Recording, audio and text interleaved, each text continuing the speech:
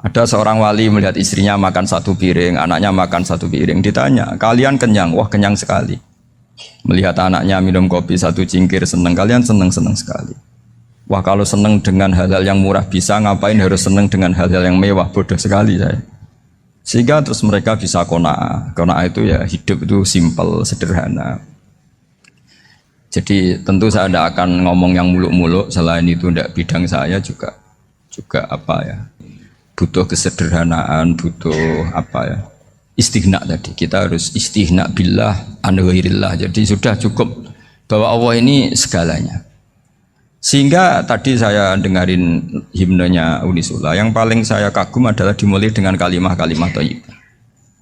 Di antara tugas suci Nabi Ibrahim dan semua nabi adalah wa ja'alaha kalimatam baqiyatan fi aqibi. Nabi Ibrahim itu nabi yang diberi gelar Allah. Dia adalah nabi yang menjadikan kalimat tauhid itu kalimat yang abadi. Fi aqibi, di anak turunnya, di semua generasinya, baik anak turun karena gen maupun karena pembinaan, karena pendidikan. Ini penting sekali saya utarakan karena apa? Satu kehidupan itu sebenarnya digerakkan oleh kata-kata, oleh moto kalau orang bahasa modern. Sehingga banyak ulama mengatakan al-ibarat qutun li'ailatil mustami'in, bahwa redaksi atau moto atau pegangan hidup itu penggerak kehidupan. Sehingga sebetulnya manusia itu digerakkan oleh kalimah-kalimah itu, oleh moto-moto itu, oleh prinsip-prinsip hidup itu. Misalnya orang Palestina itu tiap hari ke pasar gitu. Mereka ke laut gitu. Ditanya, kenapa tidak takut tembak Israel? Jawabannya lucu. Kena tembak ya mati, nggak makan ya mati, nggak kerja ya mati. Ya sudah, sama-sama mati ya mendingan aktivitas normal. Tapi saya tidak menyarankan itu untuk melawan COVID. Ini cerita saja nanti. Kamu jangan provokator itu, karena ini wilayah sensitif. Jadi banyak orang yang poligami, kalau ditanya alasannya gitu, istri satu ya cerewet, dua ya cerewet, mendingan 4. Ya banyak ya gitu. Tapi ada yang kebalikan, istri satu cerewet saja hampir jantungan, apalagi 4, tinggal matinya kan gitu. Itu semua yang menggerakkan itu kalimat. Kalimat itu satu pegangan. Banyak orang loh yang nggak ingin jadi rektor tuh banyak loh Pak Bejo. Jangan kira semua dosen ingin jadi rektor. Melihat rektor sibuk rapat mempertahankan reputasi Unisula terus sering pegang kepala. Ngapain repot-repot? Jadi tukang sapu aja dapat gaji, ngopi, rokokan, selesai. Bodoh amat jadi rektor, mikir orang banyak. Banyak loh orang yang nggak ingin jadi presiden tuh banyak. Karena ngopi nyaman, nggak ada yang ganggu. Mau tidur sampai jam 9 siang juga nggak ada yang ganggu. Sehingga mereka melihat pegawai negeri itu gak keren, orang kok diatur jam, disiplin. Itu memang cara Allah membagi rahmat. Mau kamu apakan coba? Cara syukurnya dia seperti itu. Bapak saya dulu tuh sering ngajarin saya, diajak jalan-jalan pagi-pagi. Melihat orang ngopi, makan uduk itu bapak seneng. Kok enak jadi wong awam. Ngene esuk-esuk nyemak bocah kesel kabeh kono enak ngopi rokokan. Bapak kadang iri sama orang awam itu iri. Sudah gitu berharap masuk surga kan enak sudah gitu. Tahu-tahu mati, tidak tahu ke surga apa ke neraka ya tidak tahu. Jadi nah orang dulu itu orang yang bisa mensederhanakan dunia. Sehingga ya sudah cara bahagia. Makanya saya alhamdulillah saya ini kerjasama sama UII sama beberapa kampus. Memang amdan itu sengaja. Kampus itu ya punya sistem yang nggak bisa mewakili sistem kiai. Kiai juga punya sistem yang nggak terwakili oleh kampus, juga sebaliknya saling melengkapi. Saya sering ketemu rektor UI, rektor kampus-kampus Islam. Mereka cerita, Gus pendidikan pondok harusnya dimodernkan gini-gini. Saya bilang, kalau pondok modern kayak kampus itu nanti saya ketemu Allah nggak bisa jawab. Kenapa Gus? Saya beri contoh gini. Kalau misalnya perempuan perawan lah atau apa saja, namanya perempuan, mau tanya tentang menstruasi atau haid. Kalau semuanya sistem kampus, dia harus kuliah dulu, registrasi dulu, kuliah dulu, bayar dulu, dan dapat jawabannya nunggu mata kuliah pas itu. Bandingkan kalau sistem pondok, saya tuh sering ke pasar sama anak saya dicegat sama ibu-ibu. Gus, anak saya ngalami gini-gini, keluar darah terus menerus, nggak 6 hari tapi 1 bulan penuh. Itu hukumnya apa Gus ya? Nanti saya mau sowan ke jenengan. Nggak usah sowan di sini aja. Ya sudah, sebelum mengeluarkan darah yang rutin seperti itu biasanya haidnya berapa hari? 6 hari, ya sudah ikut yang 6 hari, yang lainnya istighadah. Ngoten tok Gus, ya udah ya. Begitu terus di masalah udhiyah. Ya coba kalau semuanya pakai sistem kampus, daftar dulu, bayar dulu. Jadi ini nggak ada jawabannya, nunggu mata kuliah itu baru dapat jawaban. Itu biasa nggak sholat bertahun-tahun karena belum ada jawaban tentang itu. Nah itu kalau misalnya orang mati, tahunya cara apa memulasara jenazah itu nunggu kuliah dulu, pas mata pelajaran itu dulu, baru menangani orang mati. Berarti orang mati itu tergeledak semua. Tapi kalau kiai kan enggak, kesini orang mati terbakar, kalau dimandiin malah badannya copot-copot, itu gimana hukumnya? Ini ada orang mati Gus Kendat, ini disolati apa enggak? Ada orang mati apa itu oplosan ya kak, itu disolati enggak? So sering ditanya gitu. Gak usah registrasi Pak Rektor, gak usah registrasi, gak usah daftar, gak usah seminar. Makanya kalau orang kampus wani kiai itu ya kualat tenan gitu, karena ini yang on time. Tapi pondok seperti saya ya ikrar seikrar-ikrarnya pentingnya kampus karena melatih efisiensi waktu, disiplin, tata kelola manajemen sehingga kita hormat. Tapi tadi kita harus saling melengkapi sehingga saya tunjukkan ke publik bahwa saya hormat sekali sama polisi, sama tentara. Coba kita bisa apa ngadepi bandar narkoba kalau enggak polisi? Bisa apa coba menjaga NKRI kalau enggak tentara? Begitu juga ya sudahlah kita memang fa inna yadallahi ma'al jamaah, kita berkah itu kalau bersama-sama. Enggak bisa kita sendiri. Nah lalu orang kayak saya itu ya beberapa kali sebetulnya saya itu ditawanin jadi dokter honoris causa apa. Kekhawatiran saya satu Pak Bejo, takut pas nggak punya uang. Itu dokter gak di duit kan gak pantas gitu. Jadi repot gitu, daripada beban lah sudah lah nggak usah dokter. Jadi kalau nggak punya uang ya pantas, terus kalau ngebis ya pantas. Suatu saat kalau mati nggak ada yang hadir ya pantas, nggak dokter gitu. Kalau sudah dokter kok masuk neraka, dokter kok masuk neraka kayaknya apalagi rektor kampus Islam kok masuk neraka itu kan kok kayak nggak pas itu. Misalnya rektor Unisiola ditanya mungkar nakir nggak bisa kan kayak gimana gitu. Makanya harus sering ngaji saya supaya nggak malu di depan mungkar nakir. Masa rektor ditanya mungkar nakir nggak bisa. Harus berani bentak, ini saya rektor loh Pak mungkar nakir. Masa kalau wali-wali dulu berani. Masyhur di cerita wali-wali ditanya marabbuka manabuka, saya ini guru tauhid. Kok kamu tanya marabbuka manabuka yang ngelotok? Kok kamu tidak pernah ngaji enak aja tanya. Jadi wali-wali itu ya rileks ngadepi mungkin. Saya yakin rileks wali di Bang Pak Rektor, saya yakin itu. Karena wali itu lebih dekat Allah. Sehingga orang dulu itu saya ulang lagi ya, ada satu kearifan namanya hidup itu apa? Hidup itu adalah cari sebanyak mungkin supaya hidup itu tidak tergantung pada banyak hal. Sehingga misalnya cara berpikir orang-orang modern itu sebenarnya banyak orang-orang ilmuwan yang nggak ngagumi Amerika. Bukan karena angkuh ndak. Untuk mempertahankan kebesaran negara sebesar itu, kebutuhan listriknya besar, kebutuhan tentaranya besar, kebutuhan apa? Sementara negara kayak Venezuela atau Swiss kebutuhannya ada banyak. Pertanyaannya, yang tergantung dengan banyak hal sama yang tidak tergantung banyak hal itu pinter mana? Kalau dibalik pertanyaannya gitu, negara-negara maju itu tidak keren kalau dibalik pertanyaannya. Orang yang untuk mempertahankan eksistensinya banyak, butuh banyak hal dengan yang tidak butuh banyak hal itu pinter mana? Orang yang bahagianya nunggu jadi dokter, nunggu jadi kiai besar, kiai viral, dengan orang yang bahagia cukup dengan ngopi itu pinter mana? Tapi kalau dibalik pertanyaannya, orang yang tahunya nikmat hanya kopi dengan nikmat yang banyak, pinter mana? Makanya Mbah Mun tuh kalau guyon itu lucu. Aku iku sakake ambek wong desa sing mlebu swarga. Saya dulu eskal mlebu swarga kok disakeni. Akhirnya beliau memberi penjelasan.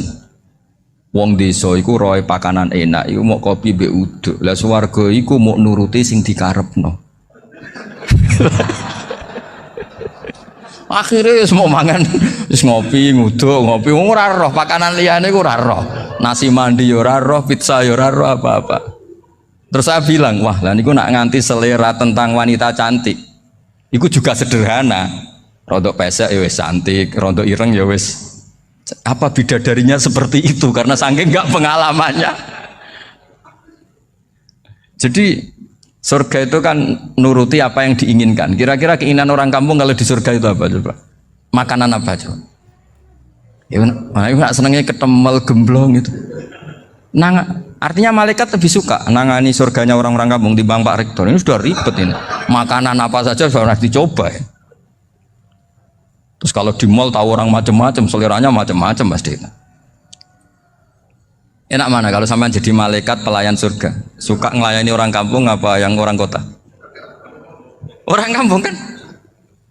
Jadi ya itu guyon tapi itu menjadi pikiran kita bahwa orang yang banyak kebutuhan itu sebetulnya banyak kebodohannya karena menggantungkan kebahagiaannya dengan banyak hal. Makanya Imam Syafi'i ngendikan istighna itu apa? Al istighna anisya'labi. Yang dikatakan kecukupan adalah berusaha sebanyak mungkin banyak hal tidak kamu butuhkan.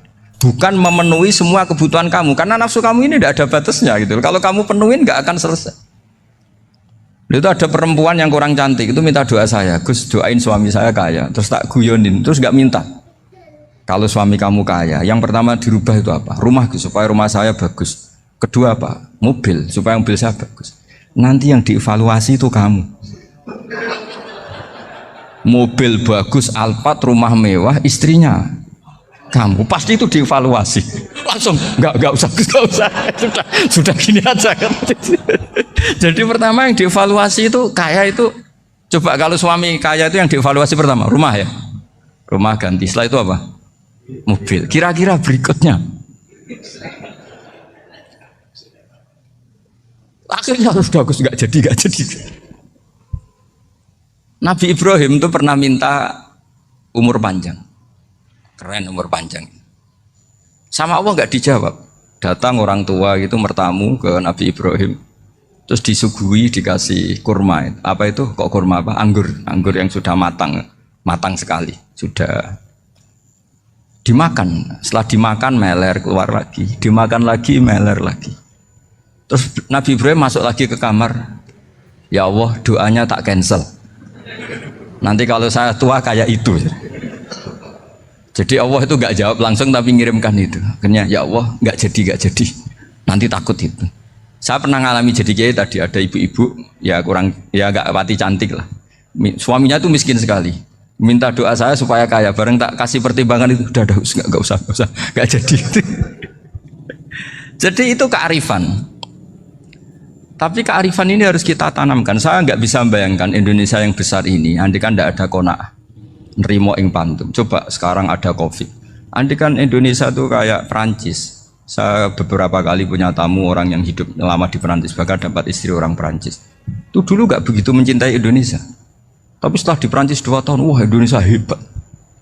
Di Perancis itu kata dia kalau cerita, semua kebutuhan masyarakat itu dibebankan ke negara. Apa saja minta negara, apa saja nyoal negara. Sementara Indonesia, coba kalau Indonesia mengalami seperti ini kok tidak ada qanaah rimo ing pantum, bisa kios Indonesia. Orang miskin nyalahkan negara, kelaparan nyalahkan negara, apa saja. Tapi barokahnya dididik kiai, jogeman nyalahno wong liya. Urip pun romo ing pandum, diame. Sampai gak ngerti kalau Covid. Banyak tuh orang-orang kampung itu, orang lugu-lugu itu. Mbah niki saking Covid, salam ning Covid, muga-muga umure panjang. Dikira Covid itu nama orang yang ahli sosial itu. Mbah niki dana saking Covid. Matur nuwun sampekno salamku, muga-muga umur panjang. Bingung kan yang nganterin ini. Ini gimana yang mau menjelaskan? Memang nggak paham. Ribet kan. Tapi saya pastikan bahwa dengan keadaan seperti ini kita bahagia, kita stabil, itu jelas barokahnya kalimat tadi, moto tadi atau pegangan hidup tadi. Makanya disebut al-ibarat qutun li'ailatil mustami'in, bahwa redaksi atau kata-kata atau pegangan atau filosofi hidup apalah namanya itu adalah penyemangat. Karena kata-kata ini memang luar biasa. Ketika sahabat perang demi kebenaran, zaman itu ya pasti benar karena yang dibela Nabi. Dulu itu kan enak zaman Nabi, yang dibela mesti benarnya, musuhnya mesti salahnya. Sehingga dulu itu memang harus tegas. Kalau sekarang mau tegas gimana? Yang kamu bela tidak mesti benar, musuhnya tidak mesti salah. Ribet kan kalau misalnya saya tukaran sama Pak Rektor, kamu mau bela mana kan bingung. Saya tidak mesti benar, saya tidak Nabi. Pak Rektor apalagi nggak mesti benar lagi kan? Ribet kan? Jadi kalau kita mau perang sekarang itu mau pede gimana? Enggak. Makanya banyak ulama sekarang tuh mau tegas tuh nggak berani karena ya banyak hal yang abu-abu lah wilayahnya, misalnya pilihan presiden atau pilihan bupati, pilihan menteri. Kamu mati-matian bela itu, yang kamu bela tidak mesti benar, musuh kamu tidak mesti salah. Misalnya pilihan bupati, wah ini kabupaten ini baik kalau bupatinya ini, yang satu bilang ini, terus tim suksesnya kamu tanya, kamu yakin? Ya tidak juga. Lah kenapa semangat? Kan saya botohnya, paling alasannya ya itu aja, bukan yang lain. Beda dengan zaman Nabi, Nabinya mesti benar, Abu Jahalnya mesti salah. Kan enak, aturan mainnya jelas. Singkat cerita, dalam perang itu banyak sahabat yang ngalami luka, ngalami apa gitu. Kemudian curhat ke Nabi, ya Nabi gara-gara derekkan jenengan, ngikuti jenengan, saya harus ngalami seperti ini, seperti ini. Ngiranya orang itu diapresiasi sama Allah keluarnya. Ternyata sama Allah gak diapresiasi. Malah diturunkan ayat intakunu ta'lamuna fa innahum ya'lamuna kama ta'lamun wa tarjuna minallah ma'ala yarjun. Kalau kamu sakit karena perang, orang-orang kafir itu ya sakit. Itu saja berani padahal demi kekafiran. Wa tarjuna minallah ma'ala yarjun. Padahal kamu punya nilai lebih, yaitu berharap kepada Allah yang mereka tidak punya. Saya jadi kiai itu ya kadang mangkel. Karena yang benci ya benci, yang seneng itu ngel-ngel loh kayak Pak Bejo. Jadi semuanya ribet. Nah iya, yang benci ya ganggu, yang seneng ya ganggu, tambah nemen. Seribet.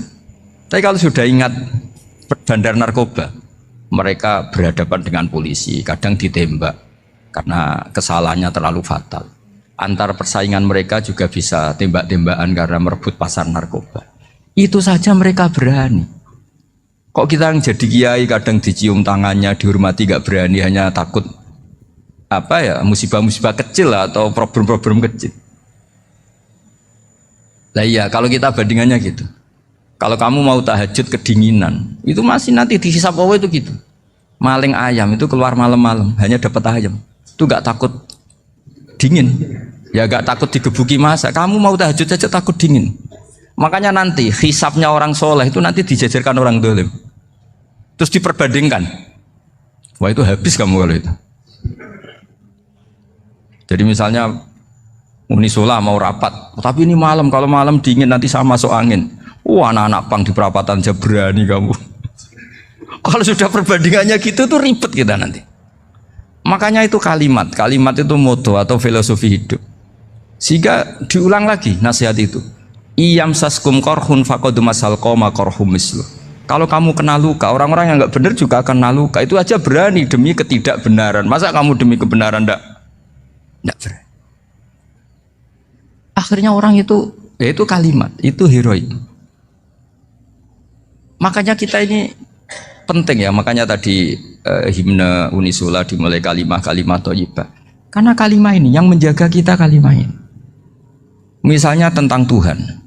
Kenapa orang Islam imannya kokoh seperti ini, termasuk yang sudah hidup di Amerika, di Australia, di mana-mana. Itu ya barokahnya ajaran atau barokahnya kalimah. Saya sebut kalimah saja pakai bahasa santri. Karena la ilaha illallah itu dalam tradisi santri disebut kalimatu haqqin alaiha nahya wa alaiha namut wa alaiha nub'ats. Ada yang riwayat wa biha nub'ats insyaallah taala minal aminin.